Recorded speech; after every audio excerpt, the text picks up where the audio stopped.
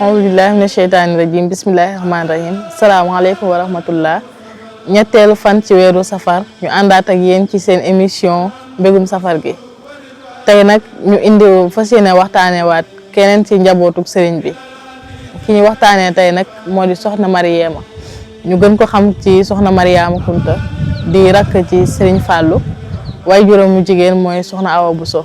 moom nag mi ngi gane àdduna en 1891 fële ca Touba. bi sëriñ bi ñibbisee dajeeg soxna Mariama Kunta feeñ jamono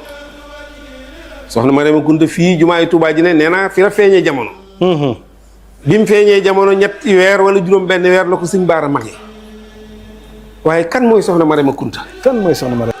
soxna Mariam ñu ngi ko duppee jigéenub sëriñ Sidi Xuya Kunta di waa Njaasaan nekkoon xarit ci sëriñ bi. moom nag sëriñ Daam Abdourahman Lo moo ko dalal alxuraan nijaayam ja sëriñ Mbàkke Bousso jàngal ko xam-xam sëriñ bi sëriñ Moxtaar Silla la ko dénkoon mu am ak moom ñaari takkandeer sëriñ Sadix Silla ak soxna Mbenn Silla soxna Mbenn Silla moomu nag sëriñ Cheikh Gaynde Fatma moo ko yoroon mu am ak moom soxna Mariam Silla soxna Mariama Kunta ma ngi génn àdduna en 1914 soxna Mariama Kunta nag ku mënoon jàmm yàlla lool la woon waaye itamit ku xajoo woon la woon nekkoon tamit ku tabe xajoo googu nag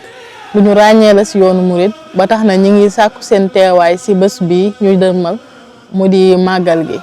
waaw kay lii lañ leen indi loon ci seen rubrique